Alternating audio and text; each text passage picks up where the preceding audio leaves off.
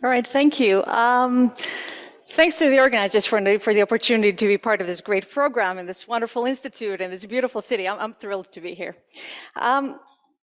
So I, like many of you here, I'm interested in the interplay between combinatorics and probability. And for me, I'm interested in the way combinatorics can sometimes play a structural role in probability. So here's a really simple example. So if I take the 2nth moment of the standardized Gaussian, right, of a standard normal distribution, that 2nth moment counts, well, it's 2n minus 1 double factorial. That happens to count something. It happens to count perfect matchings on a set of 2n elements. And if instead I look at the 2nth moment of the semicircle law, well, that happens to count non-crossing perfect matchings. So these facts are not coincidental, right? This is an instance of something called the Wick formula, which we have whenever we have some sort of Gaussian, right? Over here we have the classical Gaussian, here we have the free Gaussian or a random matrix Gaussian, if you will. And this sort of combinatorial, this diagrammatic representation is really a consequence of the fact that you can take an expectation of a product, and that expectation of a product factorizes into an expectation of covariances, right? The perfect matchings are giving you covariances. So this passage over here from all perfect matchings to non-crossing perfect matchings is really sort of emblematic of this passage from classical probability to free probability, where we go from all diagrams to non-crossing diagrams. And we could speak about that, but we'll talk about something else today. Okay, so for today, I could say, look, the perfect matchings are just an instance of set partitions. So if instead I look at all set partitions, well, that gives me moments of the rate 1 Poisson. And if I think of perfect matchings and set partitions all embedding into permutations, and we'll see how that works a bit later today, then n factorial, right, all permutations give me moments of the rate 1 exponential law. So over on the left, I have really the basic probability laws, and on the right, I have really the basic combinatorics constructions. So you can ask, how deeply does this go? Can I, over here, look at some combinatorial statistics, and would that mean something on the left? So it turns out that a fruitful lens for these kinds of questions is non-commutative probability. Now, I don't want to get bogged down on the slide because that would be a completely different seminar. So very, very briefly, I want to sort of give you an idea without giving you any details. So very briefly, let's look at the law of a symmetrical operator A plus A star. This is an operator on some Fock space. And there's a natural notion of expectation. This is an expectation with respect to a vacuum vector. All right, so if my A and A star satisfy the canonical commutation relation, right, if these are sort of bosonic creation annihilation operators, then the moments of this A plus A star are the moments of my classical Gaussian. So there is a sort of a non-commutative way of realizing classical, sort of classical Brownian motions. And that's all very interesting. It's due to Siegel, beautiful piece of mathematics. So that's for the canonical commutation relation. Now, if you change this minus to a plus, you get the canonical anti-commutation relation, right? This is a great place to be discussing these things. And there is sort of a probability you can build around kind of this anti-commutative setting. And of course, whenever you have the canonical commutation relation and canonical anti-commutation relation, you can think to interpolate between the two, right, by putting in this Q. There have been Q bosons cropping up in various sort of guises last week. There's been quite a bit of work done around sort of Q computation relations of this kind. In both physics and mathematics, quite a few people. I recently learned that Filippo has also done some interesting work on this. There's quite a long reference list.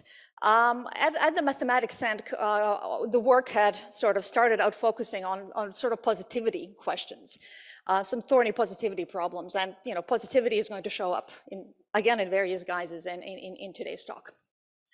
But more to the point, if we look at this symmetric operator, now actually a self-adjoint operator A plus A star, we get something called the Q Gaussian. So for Q equal to 1, this is just a classical Gaussian. And then as Q changes, see, it's a little bit small maybe.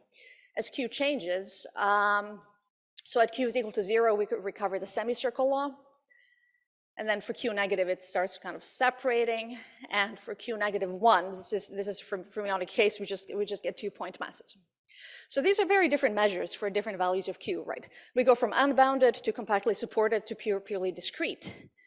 But at the combinatorics level, at the level of moments, this is the most natural thing you can think of. So you go from the classical Gaussian, right? We said that the moments of the classical Gaussians are just counting perfect matchings of a set of 2n elements. Down here, we're counting perfect matchings of a set of 2n elements, refined for the number of crossings. Right here in this chord diagram, here's a crossing. So we just count the crossings. So combinatorial, if you're a combinatorialist, this makes you happy, right? This is a very natural object. Now, if you're a probabilist, you can say, well, is this just a bunch of algebra and combinatorics? Is there more to it? There's quite a bit more to it, sort of analytically, right? In the area of operator algebras. There's also quite a bit about this that can be said probabilistically, and I'll just highlight one result of many, which tells you that, all right, so what is this Q commutation relation? How should I think about it, in a different way? Well, it turns out that I can realize this Q Gaussian as a non-commutative central limit. So if I take a bunch, this is just I'm trying to not be technical. So if I take a bunch of non-commutative random variables, whatever that means, some of them commute, some of them anti-commute, the sort of Q commute on average. And if I take this normalized partial sum like I do in a regular central limit theorem, well, in that case, I converge to this Q Gaussian. So this Q Gaussian is sort of a central limit of a bunch of things that kind of commute or anti-commute. So that's sort of probabilistically kind of nice, right? It's somehow intuitive. You could ask if these things need to only commute or anti-commute, can you have something different? Well, for instance, it turns out that this is something I was quite curious about. So it turns out that you can actually make these things commute with respect to some real valued commutation coefficient. It takes work, right? You need to do this carefully, but it can be done. And if you do that combinatorially, you pass from perfect matchings refined for crossings to perfect matchings refined for crossings and nestings. So a nesting is just when two chords sort of sit inside one another. So that now gives you sort of a two parameter continuum of non-commutative probability theories that recovers the usual suspects. It comes with an also, I kind of add the more algebraic or operator algebraic, and it comes with a nice commutation relation that's been previously considered in physics. This paper here that I've highlighted, there are quite a few sort of interesting connections to special functions, Q series, other areas of mathematical physics, and combinatorics. So it seems to be a rich kind of problem to look at. And we can continue populating this table. For instance, a couple of years ago, there was a notion of a type B Gaussian, and then we found that it had quite a nice central limit theorem. So no, we can go on. There's quite a bit of work here, particularly out of sort of the Polish school of non-commutative probability. What is what? In the commutation relation on the previous slide, the number operator up here. Yeah. So on the Fock space. All right, so we've spent 8 minutes basically talking about this entry of the table, right? Various ways of refining perfect matchings and seeing ways in which combinatorially you get something natural, but also probabilistically and operator algebraically and perhaps also physically. What about the other things? So broadly, I'm interested in the ways, the entries on the left, or something like the entries on the left, could potentially inform, say, hard open combinatorics problems on the right? Ways in which we can kind of use positivity, use this representation when we have it to say something about combinatorics. And conversely, ways in which combinatorics can inform probability through, say, the moment method and those types of computations. So broadly speaking, so with this work that I'll sort of talk to today, we were looking for a couple of things that all kind of came together. One was unifying threads between known combinatorial constructions that have ties to probability analysis. So, looking at those tables I've been showing you, what are some unifying threads? At the same time, we're looking at basic building blocks of more complicated combinatorial statistics. You know, we're working on hard open problems in combinatorics. We're trying to exploit positivity, right? When we happen to have moment sequences, that's something we can use. But how do we know we have moment sequences? You know, for these hard combinatorial problems that I'm not necessarily able to count, can I somehow look at the structure of the problem and be able to tell if there's positivity in there? So in short, we're looking for a combinatorial perspective on positivity. Okay. All right, so here's a combinatorial perspective we've recently found to be useful. So, and this is joint work with in our Steenbernsen. So I said previously that perfect matchings and set partitions all embed into permutations. And so we'll be working with permutations. I'll be representing permutations in two ways. So first as a bijection from this top set of elements to the bottom set of elements, so in this two-line notation. So over here, 1 goes to 5, 2 goes to 9, 3 goes to 7, and so on. And also in the one-line notation like this, like as usual. Okay, so we're looking to introduce some, you know, these basic building blocks where we're looking to introduce some combinatorial statistics on permutations. And if you come to combinatorics conferences, there's a sea of combinatorial statistics on permutations. And we're trying to kind of, again, come up with sort of simpler ones that let us do things systematically. So look, what can the arrows do? The arrows can go left to right, right? The arrows can go right to left. An arrow can, you know, just point vertically. Arrows can cross, arrows can not cross, and so on. So here's 14 combinatorial statistics on permutations. So when an arrow is pointing in this two-line notation, when an arrow is pointing left to right, that's something called an exceedance. That's a known one. And similarly, right to left is an anti-exceedance. And then vertically, that's of course a fixed point. Now, when the bottom of an exceedance is the beginning of another exceedance, when they're sort of linked in this way, well, we call that a linked exceedance. Similarly, linked anti-exceedance. And then we'll look at various ways in which these arrows can cross, right? Those form inversions between exceedances and anti-exceedances, and also ways in which they can form a non-inversion. So these sort of restricted non-inversions are when two arrows don't cross, but they're kind of close together. So here, I can't draw a vertical line to separate them without crossing at least one of them. So that's so these arrows that don't cross but are kind of close together. So those are some of our statistics. Okay, so you know, fairly simple ones. Now at the same time, here's a continued fraction. This is a 14-parameter continued fraction. I'm thinking of this as a formal object. If I want something that converges in the neighborhood or around the origin, I'd want to do a change of variable, but for now we're focused on combinatorics, so this is the more natural way of representing it. Here these alphas are, you know, u times w to the n plus a 2-parameter bracket. This 2-parameter bracket is the usual thing. It's a symmetric polynomial in the two variables, plus another 2-parameter bracket. These betas here are a product of 2-parameter brackets. So, you know, a 14-parameter monstrosity. Now this continued fraction, I can expand it as a formal power series, and I'll sort of suggestively call these coefficients m. So m0 plus m1 to z plus m2 to z squared, and so on. So the question of when these m's are moments of some positive Borel measure on the real line, that question is actually quite easy to answer in this setting.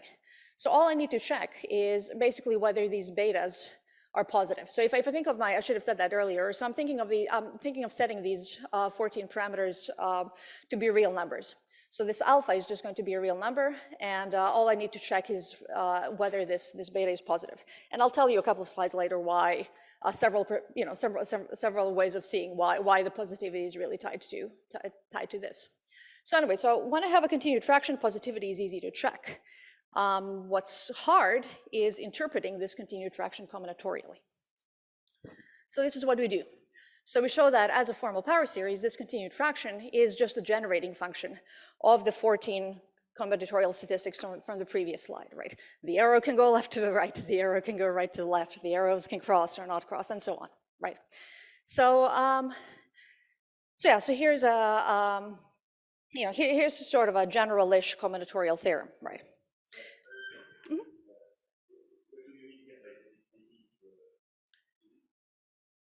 Is it positivity of the coefficients or positivity of the moments? Yeah, so I should have said. So positivity for me in this talk will be the question of when is a sequence of real numbers a sequence of moments of a positive Borel measure on the real line. Yeah, that's right. Thank you. I should have clarified This is that. not already stated in your. You have not stated yet for your. I've not stated did you say it? But it's here on your slide. I see beta n is positive, but it is not what you mean. And then the. No, so these m's are going to be a moment sequence. Okay, and this you will. Yeah, this will okay, exactly. Yeah, thank you. Okay. So again, yeah. So the hard thing is coming up with a combinatorial interpretation. So how do you do that? Just a quick word about this. So the trick is to exhibit a bijection from your permutation to the labeled Motzkin paths. So for those who haven't seen them, Motzkin paths are paths where I can go up a step, I can go down a step, I start at the origin, I end on the axis, or I can also take a horizontal step, and I can't fall below the axis. So I want to sort of come up with a bijection where the irrelevant statistics up here match the labeling down here. And then once I have this bijection, then I can use a theory of Philippe Flageolet that connects these Motzkin paths to the continued fraction. So then I'm done. So over here, you can actually start seeing how the bijection goes. See, so these over here, I take a step up, I take a step up, I take a step up. So the non-linked exceedances are up steps, the non-linked anti-exceedances are down steps, and then these horizontal steps are fixed points or things that are linked. So it's a fairly natural bijection. It kind of writes itself. So I say just exhibit a bijection. So the devil's in the bijection, right? That's a tricky part. Ours is a new one that extends or partially extends a number of the previous ones. The relevant new feature is that it's able to kind of pull out the fixed points from sort of the mess of statistics, because it's sort of naturally set up to do that. And so it sort of, as I said, extends or partially extends the previous ones. It is in turn generalized by a contemporaneous work of Sokol and Zhang that do things in 18 parameters. So if you're thinking about which ones to use, theirs is more general than ours. Ours, I'd say, is simpler. There's only really kind of one thing going on with these, combinatorial statistics. So it's quite easy to see how things specialize from it. And I wanted to mention that at a couple of more instances in this talk, there are going to be places where we've sort of independently with other people come up with, perhaps slightly unusual ideas during these last couple of years. And I'm very happy that we got some funding from the Hamburger Institute to kind of bring people together. So we'll see why it is that we've been kind of, why some of these ideas have been in the air. It feels like the time is right to be pursuing some of these questions. All right, meanwhile, how easy it is to see what you get from these kinds of frameworks. So this one is actually fairly transparent as far as these things go. So look, suppose I set the parameters C and S and T and U to 0. Suppose I set everybody else to 1, and I keep one free parameter of the 14, which is this H. So what does that mean? Well, that means I have no fixed points, I have no linked exceedances, I have no linked anti-exceedances, I have no inversions among exceedances. Everything else is okay, and I'm counting H to the number of inversions among anti-exceedances. Okay, so what does that mean? Let me work out the n is equal to 4 case. Right, so there's only 3 permutations of the 24 that are going to satisfy this. Here they are. So what could these 4 permutations be counting? Well, I've sort of colored them suggestively. All right, so let's take the arrows that are going left to right. Let's think of them as openers. So open, open, and then the ones going right to left as closers. So close, close. So open, close, open, close, open, open, close, close. And then I'm not allowing myself inversions among exceedances. So the ones going left to right, here shown in red, are not allowed to cross, but the ones going right to left are allowed to cross. So maybe I use the crossing as a way to tell me that when I open and close, whether I pair to the nearest neighbor, so over here I pair to the nearest neighbor, over here I pair to the nearest neighbor, but over here I don't, I cross over. So this is not a bijection, but this tells you exactly how you write this bijection, and it's as easy as that. So basically what I'm then, with these parameter settings, all I'm counting are perfect matchings, and I'm refining the perfect matchings for the number of crossings. So this is how I recover all of this sort of Q Gaussian stuff. So does that make sense? Okay. Suppose now I keep my free parameter h, and instead of having L be equal to 1, I make L general. So now I have the same 4 permutations, but I'm counting h to the number of inversions among anti-exceedances, so the blue line's crossing, and L to these restricted non-inversions. So that's when the blue lines don't cross but are close together. So over here they're close together. I can't write, I can't separate them with a vertical line. Over here they're not close together. Over here I can't separate them by a vertical line. So I have a factor of L here, here I don't, and here I don't. So what I'm counting at the level of my perfect matchings are nestings. Right, over here I have a nesting, which came from this, over here I don't, and over here I don't. So here I'm refining my perfect matchings for crossings and nestings. So we get quite a few generalizations from this continued fraction, and all of them are as easy to to see as to why they're showing up.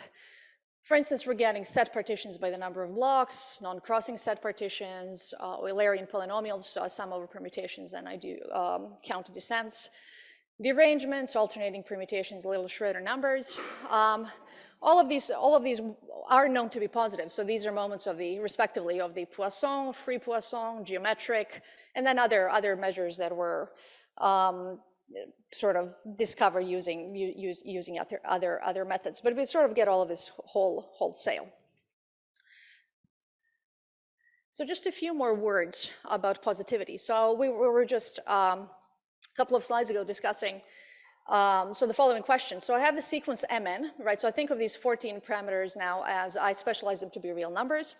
So this Mn here, what used to be a generating function of these 14 statistics and permutations is now just a sequence of real numbers. So the question is, when is this Mn a moment sequence of some positive Borel measure on the real line? So this is usually a difficult question. But when you have a representation in terms of a continued fraction, it becomes easy. So the thing to check is what are these betas doing? So the answer is that if these betas are strictly positive up to some level k and then 0 thereafter, I have a unique measure on the real line supported. So for me, measures are always positive. So I have a unique positive measure on the real line that is formed of k atoms. And then if all of these betas are strictly non-zero, I have a measure, need not be unique. It is and it is no longer finitely supported. So why is this? So quickly, there are multiple ways to see it. I'll just outline 3 that all kind of tell you something different about the combinatorics. So the first one is the Hamburger moment problem. We know from the work of Hamburger 100 years ago that to check whether the sequence M is a moment sequence on the real line, I simply need to compute these Hankel determinants. Now, when my putative moment sequence M is coming from some continued fraction, these Hankel determinants actually have a nice form in terms of these betas, those kind of terms of the continued fraction. So these are just a product. And this sort of gets at something that is kind of like a little universality phenomenon in combinatorics. So in combinatorics, it's often observed that if you take a sequence and you compute this Hankel determinant, what you get is another sequence, right, as you grow your Hankel determinants. And that other sequence tends to be nice, right? So for instance, if you take partitions of n, so if I take this sort of sequence of generating functions, summing over all partitions x to the number of blocks of my set partition, and I compute these Hankel determinants, then that's just a product of factorials. And if instead completely different sequence. I take derangements, so partitions without, permutations without fixed points. My Hankel determinants are products of factorials squared. And in Sloan, last time we checked, so in the integer encyclopedia of, online encyclopedia of integer sequences, there were 10 other sequences, for instance, that had the same Hankel transform, right, that had the same determinants as this guy. So that is all a consequence of this fact, and the fact that all of the sequences mentioned previously just specialized from this 14-parameter continued fraction, right? In this 14-parameter continued fraction, these betas are just the PQ integers. So the products of these betas like this in the determinant are just going to be sort of PQ factorials. And you both of these and all of the previously mentioned cases then do lead to these Hankel determinants. So just a nice, one of the nice side effects of taking these approaches. Another combinatorial perspective on positivity that's familiar to this crowd. So tridiagonal operators. So let me look at Motzkin paths where I have deltas on the up steps, alphas on the horizontal steps, gammas on the down steps. Well, these Motzkin paths are really counting moments of this tridiagonal operator A when I have the alphas, gammas, and deltas. And these are moments with respect to, say, the first basis vector. So this is not a symmetric operator. But when delta and gamma are positive for every n, I can symmetrize. Because look, for every up step, I can find a matching down step. So what's it matter where I put the weights, right? I can kind of spread the weights evenly. So when these are positive, I can turn this into I can find a symmetric operator that has the same moments. And then in the bounded case, I have a unique self-adjoint extension, and I get the measure by the central limit, by the spectral theorem. And in the unbounded case, something like this is true. I just don't have uniqueness. So this is my beta, right? So this is up here is sort of this requirement that my betas have to be positive. And then the third perspective on positivity is that of orthogonal polynomials. Again, very familiar to this crowd. We know from basically as early as Stiltris that when I have a sequence of polynomials that satisfy a three-term recurrence, that's of this form, that sequence will be orthogonal with respect to some linear functional. And then if these alphas are real and these betas are positive, the linear functional will be positive definite. So, three equivalent perspectives on positivity that sort of look combinatorially different, but are of course equivalent. So this third one then sets us up to sort of discuss corollaries of these types of frameworks. So one corollary is interpretations of families of orthogonal polynomials. So it's been known for quite a long time that, these classical families, the Hermite, Laguerre, Charlier, have moments that have basic sort of combinatorial interpretations. So for Hermite, it's perfect matchings, Laguerre, permutations, Charlier, partitions. And there's been a lot of work in combinatorics in the 80s and 90s that looked at, for some of these sort of quantum versions, what are their combinatorial interpretations, whether they correspond in some natural ways to the combinatorial refinements of the aforementioned objects. And about 10 years ago, there was a impressive piece of work by Kurtel and Williams that found a combinatorial interpretation to all of the families that specialize down from the ASCII-Wilson, from 5-parameter ASCII-Wilson family. And so, that theorem tells you that the moments of everything that's highlighted here are given in terms of, so here we have some infinite products, we have an alternating sum, there's a version without an alternating sum, and here's the combinatorial part, right? The combinatorial part is a partition function of certain kinds of combinatorial diagrams.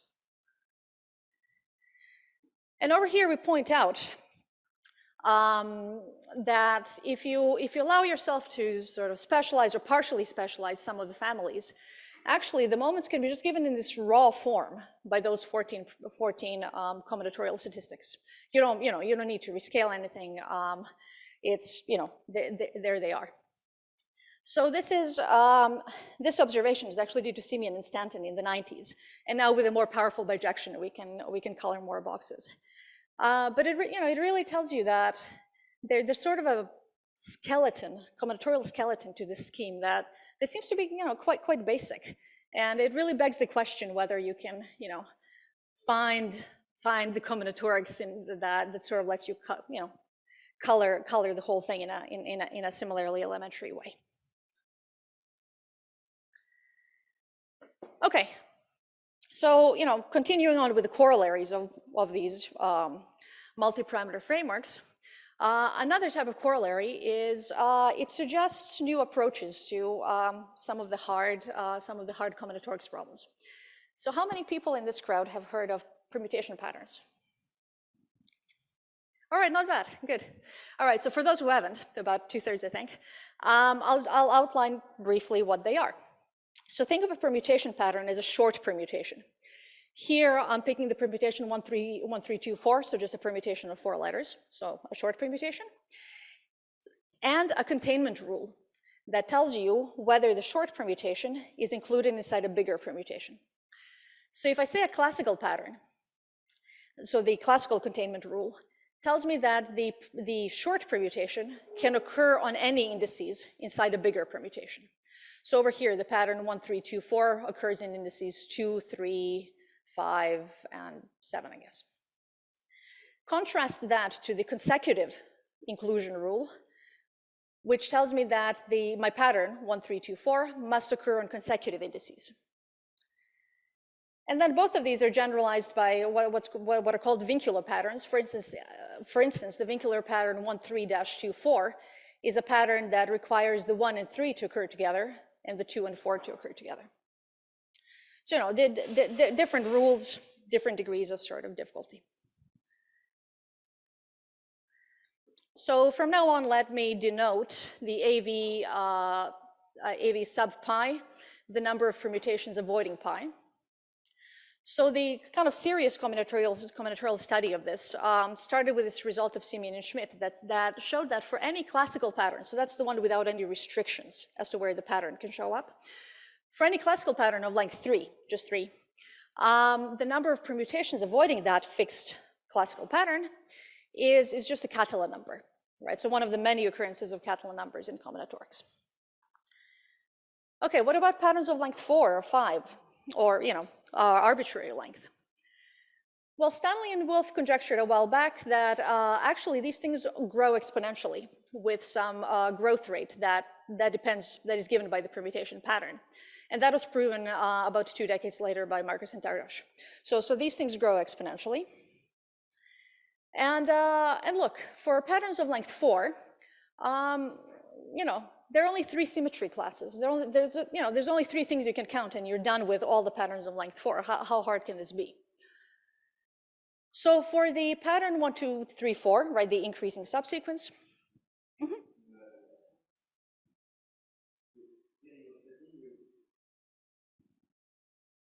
In your setting, you only allow one forbidden pattern. Pi is just one unique. Yeah, I just forbid one pattern. Exactly. Only one pattern. Yeah. And for your conjecture theorem, so shouldn't you assume that pi is at least length 3 or something? Because I guess that. Forgive me. Yeah, no, I should have put more text. Thank you. So for this conjecture, which is now a theorem, so you fix pi to be any classical pattern of any length. So even length 1. Yeah, probably not 1. All right, maybe pi starts at 3 or at least 3. I guess okay. length 2 is inversions, and that's Anyway, yeah. All set for now. Okay, good. All right, so for patterns of length 4, the increasing pattern 1, 2, 3, 4, the number of permutations avoiding it were counted by Gessel and were counted exactly. So it's not an asymptotic result; it's an exact result. A couple of years later, for the pattern 1, 3, 4, 2, these were counted by Miklos Bona, and these permutations avoiding the pattern 1, 3, 4, 2 were also counted exactly. And then for 1, 3, 2, 4, which is what an entire community is still working on, we have no clue, right? Not only do we not know how to count it exactly, we don't even know what this growth rate should be. Actually, we don't even have very good bounds for what this growth rate should be. We have some bounds, but they're quite far apart. And in a way, I shouldn't say we. I'm not necessarily from this community. I just got in the last couple of years quite interested in these kinds of problems because, how hard can they be? Except they can be quite horribly hard. Okay. So if you go back to the previous slide, and if you're a non-commutative probabilist, you look at this and you say, well, Catalan numbers, semicircle law. And then there's a result here that's known to many of you, that if I take what I think of as the increasing classical pattern of length k, right, as this increasing subsequence of length k, then the number of permutations avoiding it are given in terms of, here I'm averaging over Haar unitaries, and over here I have the nth moment of the modulus square of a trace of that unitary. So both the Catalan numbers and these things here are clearly moment sequences. So we've been for a couple of years working on a conjecture that we came up with by sort of looking at these permutation problems sort of more structurally, going back to the first few slides and Fock spaces and that kind of thing. So Einar and I had conjectured that for any classical pattern, so classical is important here, no restrictions.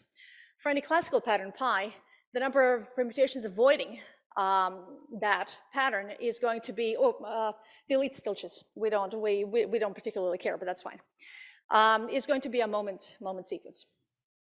And we were quite surprised to actually find that Andrew L.V. Price in his PhD thesis a couple of years ago conjectured that the permutations avoiding 1, 3, 2, 4 are going to be a moment sequence. So again, somehow we're, this is sort of a strange point of view on these problems, and yet, several people are coming up with them independently. So for patterns of length 4 and patterns of length 5, at this point, there's quite a bit of numerical evidence that tells us that these do seem to be moment sequences. So, the question is why? So for now, here's our contribution to this question. So going back to this 14-parameter continued fraction, we found that for any pattern of length 3, so we've been focusing on classical patterns so far, but there's also these consecutive patterns, which don't really necessarily have good positivity properties, and then these vincular patterns where pieces have to be consecutive. So for any pattern of length 3, the sequence of avoiders is going to be a moment sequence if and only if it's a special case of this continued fraction. So this 14-parameter continued fraction is actually quite simple, right? Like combinatorially, arrows can go left to right, arrows can go right to left, they can cross or not cross. But despite being elementary, it has enough distinguishing power for all to distinguish positivity in patterns of length 3. And then this result refines further to not just avoiders, but the number of occurrences in case of 2 patterns. So here's the consecutive pattern 3, 2, 1. Additionally refined to count the number of descents, and the vincular pattern 2-3, 1, additionally refined to count the number of descents. These generating functions were previously computed by other colleagues using other means. This is again something we kind of recover wholesale from this more general framework. And we have further work in progress with my recent postdocs Slim Kamun and Einar Stangermsen that looks at positivity in actually consecutive patterns, where things are actually even less clear. So we can talk about that some other time. Okay, a couple of more corollaries of these very generalized frameworks. One nice thing about them is that these kinds of general frameworks sometimes lead to new definitions. So we defined what we call a K arrangement. So a K arrangement is a K coloring of fixed points of a permutation. So I have a permutation and I K color its fixed points. So for K0, I interpret that as a derangement, so a permutation without fixed points. For K is equal to 1, that's just a permutation. And for K is equal to 2, that is something that was previously called arrangements or decorated permutations, which show up in the theory of positroids. But this makes sense for any natural number. So interestingly, all of the statistics we've previously discussed, make complete sense for these K arrangements. And in fact, the coloring of the fixed points is almost trivial to account for. We previously had U times Wn as one of the terms in that continued fraction, Well, replace U by a sum of KUs, and suddenly you're distinguishing the colors of fixed points, right? So this is easy. So same 14 statistics as before, except now we can also distinguish the colors of the fixed points. Okay, so what are these K arrangements? Are they interesting combinatorially? Well, if I let AK of n denote the number of K arrangements on n letters, here's a very easy proposition, stuff you can do at home. You can write a recursive expression counting these, or you can express these as a permanent of a matrix of this particular matrix, right? Your K coloring the fixed points and everything else is a 1. Or you can write the sequence as binomial transforms of itself. So this seems to have nice kind of straightforward combinatorial structure. So let's ask some harder questions. So let's, the hardest questions currently I can sort of think of are some of these pattern avoidance questions. So let's fix a classical pattern of length 3. So let me denote AV sub pi, the number of K, n and K, the number of K arrangements on n letters, avoiding a fixed classical pattern pi. Okay, so same pattern avoidance questions, except now you're coloring the fixed points. Okay, well, for when K is equal to 1, these are just all permutations.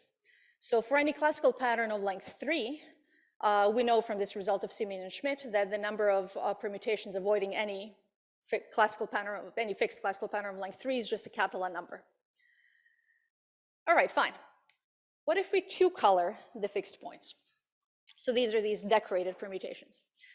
Well, if we two-color the fixed points, then we find that the number of two arrangements avoiding any fixed classical pattern of length 3 are the shifted Catalan numbers, right? Shifted by 1 index.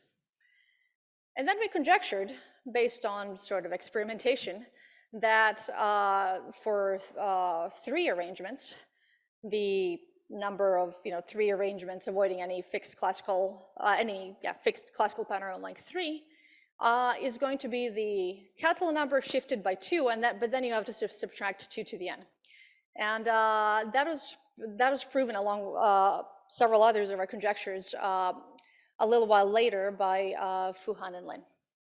So there seems to be a nice picture emerging. We don't actually know what the next line is.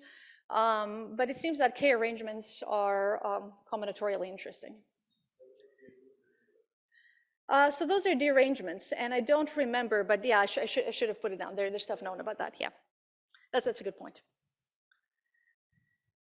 Now, what are these things probabilistically, right? If you check that criterion for moment sequences, you do get the betas are positive. So what do these things mean? Actually, these are quite natural probabilistically. So the number of K arrangements on n is just the nth moment of this shifted exponential, right? Shifted to the right by K minus 1 units. So this was previously observed. So the positivity of 0 arrangements, in other words, the positivity of derangements, was previously observed, probably sooner than this paper, but it's certainly in this paper. For 2 arrangements, these decorated permutations that show up in sort of positroid theory, this was sort of, I think, one of the highlights of this paper of Ardila, Rincon, and Williams a couple of years ago. So this positivity has sort of been sporadically observed, but again, it's something that holds true for any K, for any K natural number. And here, here's what it means basically. They're just shifted exponentials. And I just have 2 more slides, so I think I'm on time. So we said it's sort of this, these sort of generalized frameworks let us allow us to come up with new definitions. They can also sort of shed insight into sort of generalizations of symmetric groups. So, what if I don't color just the fixed points? What if I K color everything? Well, for 1 colored permutations, well, those are just permutations. For 2 colored permutations, those are what's usually called signed permutations, elements of hyperoctahedral groups. Over here, I'm thinking permutation, the passage from permutation matrices to sort of permutation matrices that have ones and minus ones. And if I k-color my permutation, so I get the k-colored permutations at the level of a matrix. I'm thinking, matrices with roots of unity. So these have all been around for quite some time. Now, combinatorial statistics on these get a little bit trickier. You can ask, how do I define inversions and exceedances and fixed points? Naively, I can just ignore the colors, but then that doesn't give me good algebraic structure or combinatorial structure. If I want these k-colored permutations to behave as, permutations when k is equal to 1, right? If I want these to be a natural generalization of that, you need to think harder about how to define basic things. And that's been, for instance, worked out by Einar Stengermsen a while back, how to define fixed points, exceedances, anti-exceedances, and inversions the right way. And it's, I'm not writing down the definition. It's not a, very easy definition, but it's the right one. So what do we get in that case? So from this 14-parameter continued fraction, we can also talk about then k-colored permutations. For instance, we can specialize the parameters to get a joint generating function of exceedances, these sort of more complicated exceedances, and anti-exceedances and fixed points. And this refines further because these notion of linkage, right, linked exceedances, they're sort of more geometric, so they don't interfere with these definitions. So we can do linked exceedances in here and so on. And we can also talk about inversions. So there's a parameter setting where we can get a generating function of inversions in k-colored permutations that specializes for k is equal to 1, for instance, to that one found by Bian. So overall, right, these sort of 14-parameter, sorry, these multi-parameter continued fractions look technical, right? But they're actually quite useful. They have a power to unite known things, distinguish between sort of positivity in certain settings, explain some forms of universality, suggest new definitions, and overall sort of new points of view on familiar things that let you bring together things that don't necessarily kind of go together. Yeah, so if you're interested in any of this, I realize this was a very fast overview of things you could say about this. If you're interested in any of this, I'm around the rest of the week, so I'm very happy to talk more. And with that, I'll thank you for your time.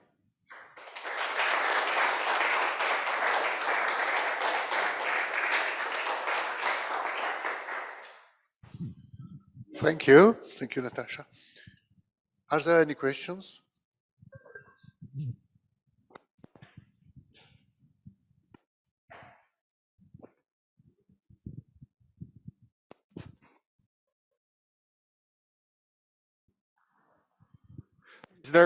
Does this work? Yeah, it's working. Is there a belief that if you take instead of 14 parameters, what you have, if you take maybe the 18 parameter generating series of Sokal and company, when you pass to the moment sequences, you get all of the ASCII scheme? Is there a conjecture? I mean, so that's sort of going to be true, right? You throw in enough parameters and it's like curve fitting, right? But I guess the question is, do you? So I don't know, right? Right. So you're saying, sure, you can do it with arbitrarily many, but really, how many do you need? Do you need 80 or 18? I guess. I don't know. So if you're going to color the rest of the scheme, what starts happening is that you start losing some of the simplifications. So some of these betas, for instance, become ratios. So then you need to sort of figure out what those mean combinatorially. So you don't necessarily need more parameters. You need more insight. So it could be quite few, actually. But yeah, it sort of needs a different kind of, what you need is a different kind of bijection, I think. Yeah, that's a good question.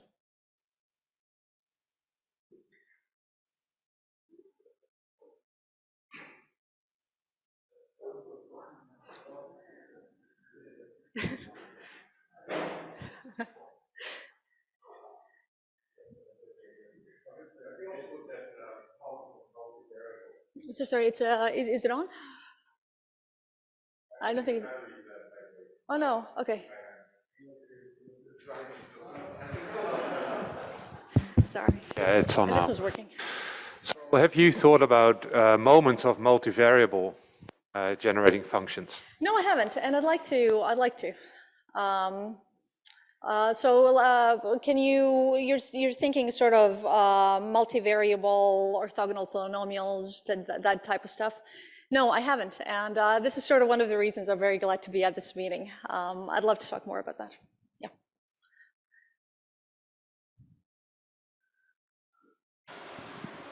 Other questions? If not, let us thank Natasha again.